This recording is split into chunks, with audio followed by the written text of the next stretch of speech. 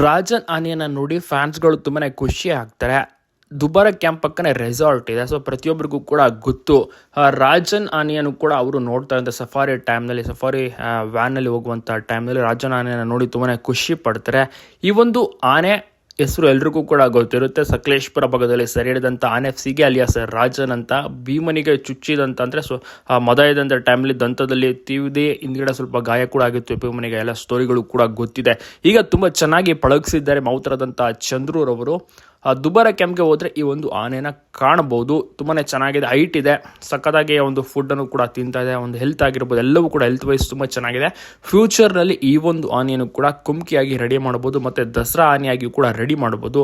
So ಇನ್ನು ವರ್ಷಗಳು ಬೇಕು, ತುಂಬ ವರ್ಷಗಳ ಬಳಿಕ ಈ ಒಂದು ಆನೆ ಖಂಡಿತವಾಗಿಯೂ ಕೂಡ ಅಂದರೆ 4-5 ವರ್ಷಗಳ ಬಳಿಕ ಖಂಡಿತವಾಗಿಯೂ ಸೆಲೆಕ್ಟ್ ಆಗುವಂಥ ಚಾನ್ಸಸ್ ತುಂಬಾ ಇದೆ. ದಂತವೂ ಕೂಡ ಚೆನ್ನಾಗಿದೆ, ಒಳ್ಳೆ ಹೈಟ್ ಇದೆಯಲ್ಲ. ಸೊ ಹಾಗಾಗಿ ಸಾಕಷ್ಟು ನಿರೀಕ್ಷೆ ಈಗಲಿಂದಾನೇ ಈ ಒಂದು ಆನೆ ಮೇಲೆ ಸ್ಟಾರ್ಟ್ ಆಗಿದೆ. ಸೊ ನೀವು ಕೂಡ ನೋಡ್ತಿರ್ಬೋದು ಯಾವ ರೀತಿ ಈ ಒಂದು ಆನೆ ಇದೆ ಅಂತ. ಎಲ್ರಿಗೂ ಕೂಡ ಇಷ್ಟ ರಾಜನ್ ಆನೆ ಅಂತ.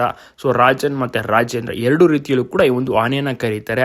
ಸೀಗೆ ಅಂತ ಊರಿನವರು ಅಂತ ಸಕಲೇಶ್ಪುರ ಭಾಗದವರು ಹೆಸರನ್ನು ಇಟ್ಟಿರ್ತಾರೆ. ಕ್ಯಾಪ್ಚರನ್ನು ಮಾಡಿದ್ದು ಅಭಿಮನ್ಯು ತಂಡ. ದುಬಾರಿಗೆ ಕರ್ಕೊಂಬಂದು ಪಳಗಿಸಿ ಈಗಾಗಲೇ 1.5 ವರ್ಷ ಆಯಿತು. ದುಬಾರಿಯಲ್ಲಿ ತುಂಬ ಚೆನ್ನಾಗಿರುವಂಥ ಆನೆ ರಾಜನ್.